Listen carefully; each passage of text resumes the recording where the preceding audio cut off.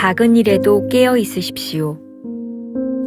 이는 그가 다윗을 떠나 압살롬을 따르지 아니하였으나 아도니아를 따랐음이더라.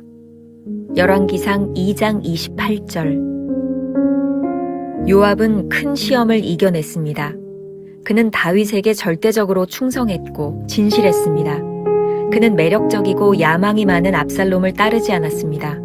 그러나 그의 인생 끝에서 그는 비열한 아도니아를 지지했습니다. 어떤 사람이 잘못된 길로 빠졌다면 누구든지 잘못된 길로 빠질 수 있다는 사실을 항상 명심해야 합니다.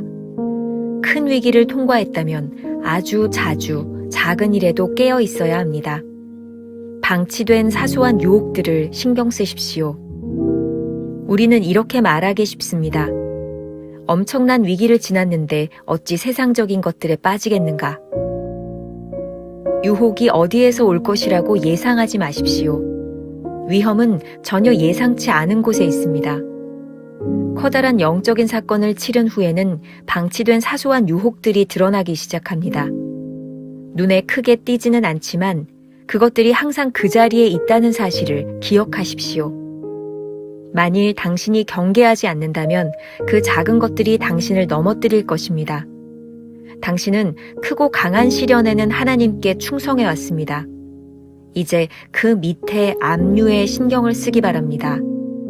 두려움으로 미래를 바라보면서 강박관념으로 자신을 샅샅이 살피라는 의미가 아니라 깨어있으라는 말입니다. 계속 하나님 앞에서 마음을 가다듬고 있으라는 말입니다.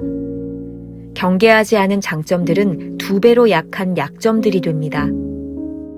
왜냐하면 방치된 사소한 유혹들이 경계하지 않은 장점들을 통해 침입해 들어오기 때문입니다. 성경의 인물들은 자신들의 장점 때문에 무너졌지 그들의 약점 때문에 무너진 적이 없습니다. 하나님의 능력에 의해 보호를 받으라. 이 방법만이 유일한 안전을 보장합니다. 오늘은 4월 19일 작은 일에도 깨어 있으십시오라는 제목으로 말씀을 나누겠습니다. 사소한 유혹들이 더 무섭다. 어제 말씀은 사소한 것에도 부르심에 대하여 응답할 준비가 되어 있어야 한다는 말씀을 나누었습니다. 오늘 챔버스는 사소한 유혹에도 방심하지 말라고 경고합니다. 손성찬 목사가 쓴 일상의 유혹에 보면 아주 사소해서 주의를 기울이지 않으면 눈치채지 못하는 유혹들에 대하여 말하고 있습니다. 우리에게는 늘 자기 마음대로 사역을 단정하려는 유혹이 있습니다. 이런 말이에요. 사역은 사명이지만 가정은 사명이 아닌 것처럼, 교회 봉사는 사명이지만 이웃에 대한 봉사는 사명이 아닌 것처럼, 어린이 사역은 사명이지만 노년 사역은 사명이 아닌 것처럼, 전도와 설교는 사명이지만 뒷정리는 사명이 아닌 것처럼 여기는 것, 이것은 큰 오해이자 심각한 신앙적 유혹이다. 또한 사소한 차이인 것 같지만 분노 조절 장애와 분노 조절 잘해의 차이를 구분하는 것도 오늘 말씀을 이해하는 데 도움이 될 것 같습니다. 이어지는 책의 내용입니다. 너무나 쉽게 그리고 자주 화내는 것을 가리켜 분노 조절 장애라고 말하곤 한다. 하지만 진짜 장애라 불릴 정도의 정신적 질환이 있는 사람은 총칼 앞에서도 조절을 하지 못한다. 사실 평범한 우리는 대부분 분노 조절 잘해가 맞다. 사람들은 자기보다 훨씬 강한 사람이나 이익을 주는 사람 앞에서는 기가 막히게 잘 참는다. 화를 낸다는 것은 상대방이 그래도 될 만한 사람이라고 판단하기 때문이다. 하지만 사람을 가리켜 분노하는 것은 장애가 아니라 인격이 안 좋은 것이다. 지금껏 주변 사람들이 잘 참아줘서 그리 살 수 있었던 것 뿐이다. 오늘 말씀은 아주 슬픈 다윗의 가정사입니다. 성경에는 중요한 사건마다 다윗과 함께 싸웠던 요압 장군이 등장합니다. 요압은 한결같은 마음으로 다윗에게 충성하는 신실한 부하였습니다. 잘 아는 내용이죠.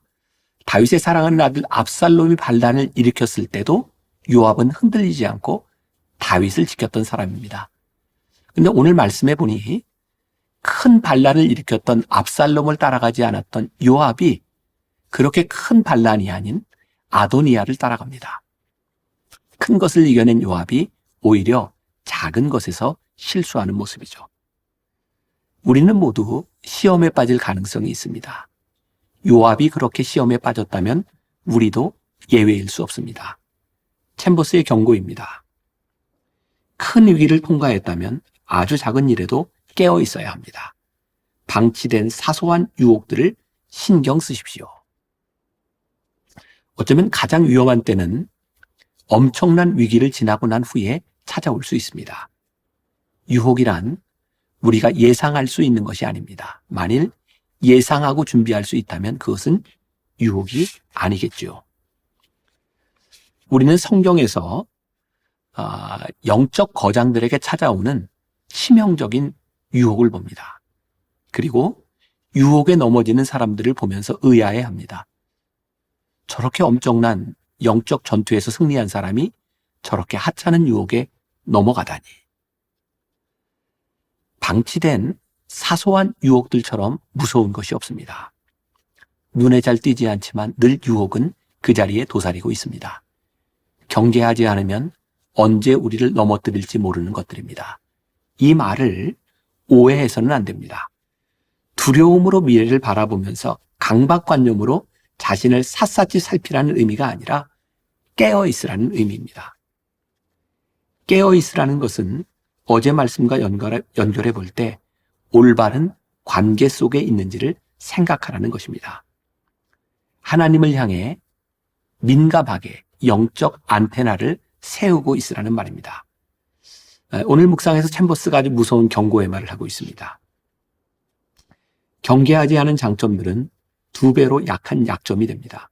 왜냐하면 방치된 사소한 유혹들이 경계하지 않은 장점들을 통해 침입해 들어오기 때문입니다. 성경의 인물들은 자신들의 장점 때문에 무너졌지 그들의 약점 때문에 무너진 적이 없습니다. 어쩌면 악마의 전략이 이런 것이 아닐까요? 하나님께서 우리에게 주신 장점과 사역의 승리를 통해 교만이라는 감정을 슬쩍 집어넣는 것입니다. 이것이 승리의 순간이 위험한 이유입니다. 저는 개인적으로 디테일이라는 말을 좋아합니다. 오래전에 보았던 왕중추가 쓴 디테일의 힘이라는 책을 읽으면서부터 그랬던 것 같습니다. 디테일을 중시하는 것은 어떤 환경에서도 성공을 가늠하게 하는 가장 소중한 습관이다. 크고 화려한 것에 현혹되지 않고 바로 지금 자신이 하는 일부터 세심하게 처리하는 것, 그것이 바로 성공으로 가는 가장 확실한 길임을 알아야 한다. 그런데 이런 초은 디테일의 힘, 악마도 디테일에 강한 것 같습니다. 눈에 보이지 않는 작은 꼬리가 몸통을 흔들 수 있음을 잊지 마십시오. 또한 우리가 겸손하다고 생각하는 순간 그것이 얼마나 교만한 것인지를 모르고 교만해지는 것입니다. 그 순간이 되면 겸손의 가면을 쓰고 하나님을 속이고 자신을 속이고 주변 사람들을 속이는 무서운 죄를 짓게 될지도 모를 일입니다. 어제에 이어서 또 C.S. 루이스의 스크루테이프의 편지라는 말을 조금 인용해 보려고 합니다. 여기에 악마의 전략이 나옵니다. 인간을 타락시키는 전략으로 악마 스크루테이프는 그의 조카 웜우드에게 이렇게 조언합니다. 세상에 내가 이렇게 겸손해지다니 하는 식의 만족감을 슬쩍 밀어넣거라.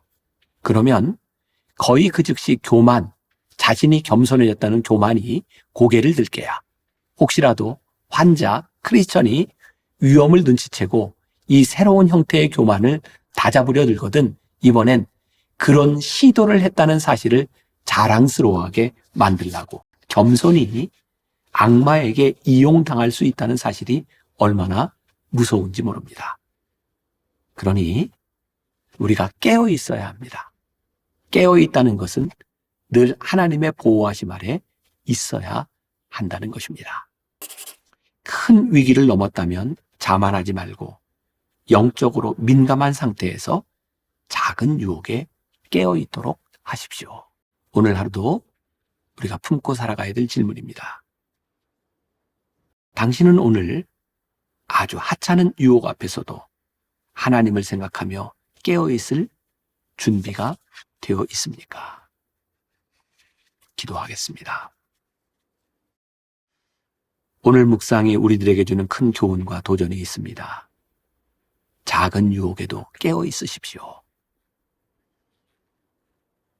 교만이 얼마나 무서운 죄인지 알 수 없는데 정말 무서운 것은 우리들이 겸손하다고 생각하는 교만입니다. 우리가 겸손하다고 생각할 때, 우리들이 이쯤이면 되었다고 생각할 때 교만은 고개를 들고 악마의 유혹은 우리들 곁에 와 있음을 깨닫게 하여 주옵소서.